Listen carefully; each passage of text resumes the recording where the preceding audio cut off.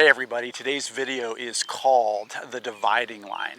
And what the dividing line is going to be an exploration of really where the true attention and intention of the golf swing lies, and then how that correlates with the result. And most players actually have their attention on the opposite side of the dividing line, which in turn leads to a lot of different problems in the golf swing. So by simply understanding this concept, we can really start to change where we keep our attention, our intention, attention, and our perception, which will naturally lead to long-term positive change in your golf swing. All right, let's get started.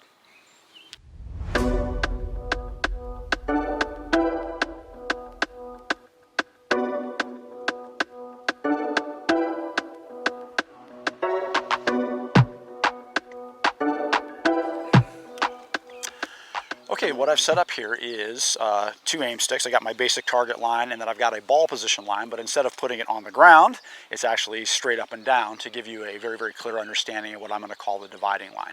So basically what we have is the dividing line is kind of right at the moment where the golf club is going to transfer energy to the ball, and then something is going to happen.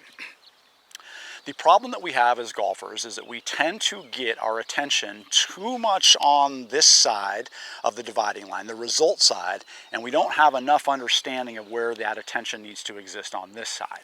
And that confusion oftentimes is what exactly changes the motor pattern of the golf swing, that causes slices and pulls and early extension and flips and all the common problems that golfers have that show up in their golf swing.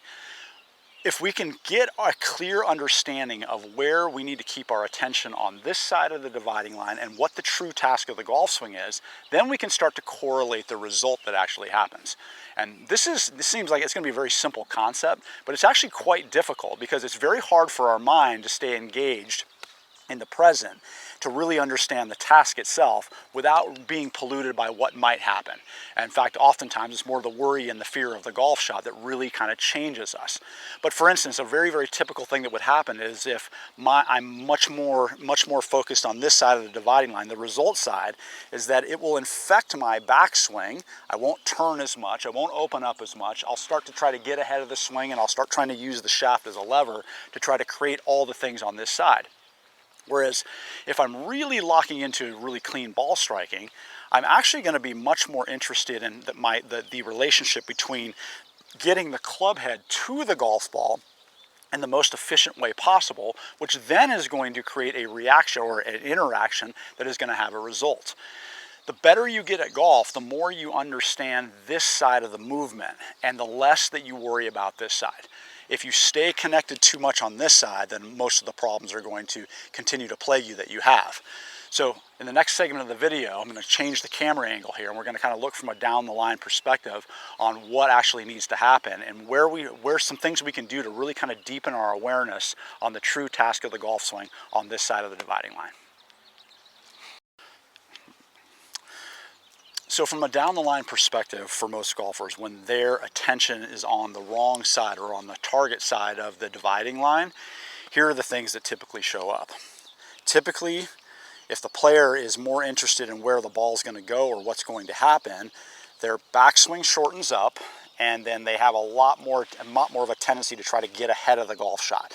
And then they're forced to kind of use the golf club as a lever and try to catch it back up. So very, very typically, shortened backswing, a lot of lift with the arms to feel like they get a lot of distance, to get the distance, and then they're forced in to a lot of compensation moves to be able to find their way back to the golf club.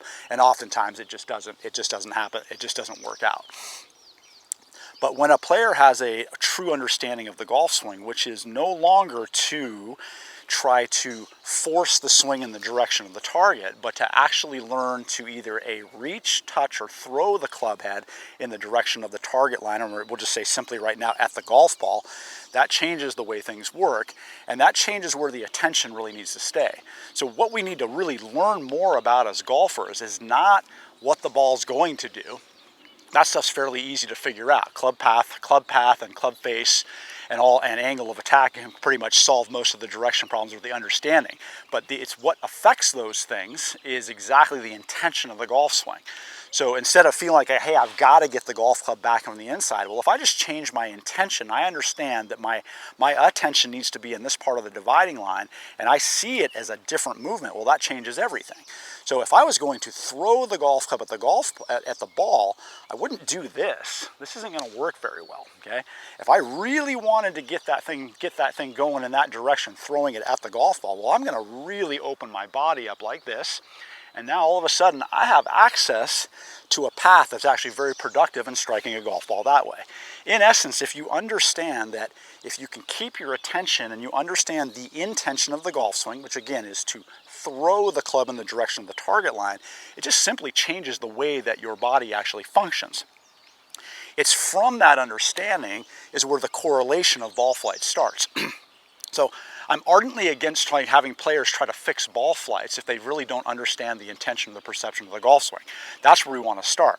So it's far better to understand that, hey, I need to do something that helps me throw the golf club in the direction of the target line, and then I'm going to get this swinging action and a very, very consistent, slightly in to out arc through the impact zone that's going to affect my ball flight.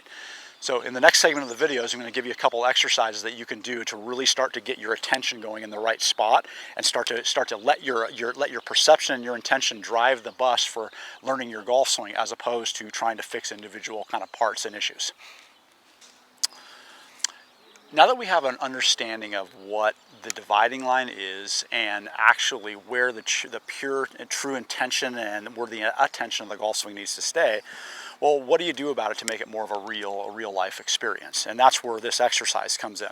One of my favorite exercises that I do with players, and I usually do this as a first part of any lesson. In fact, I just gave a lesson before shooting this video, and it's exactly the same thing, is that the player was very up and down and was really trying to manipulate the shaft and trying to force it to the target, is that we had to change his perception. And in changing his perception, he started to really learn how different the body actually needs to move if you understand the true task of the golf swing.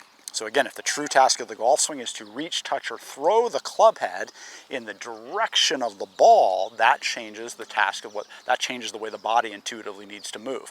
And our bodies are very, very good at changing and improving a movement pattern when it purely relies on intention and not on how to move the individual body parts. That's how you learn how to do everything well. So the exercise I love to do for this is simple. Just set up to the golf ball as normal. And then you're going to change, you're going to reach back here and you're going to hold it like it's a hockey stick, basically, with a hand kind of in the middle of the shaft. And then all I want to do is I want to have a new intention.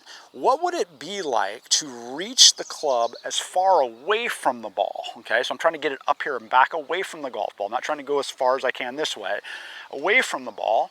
Well, what happens when I do that? My body naturally opens up.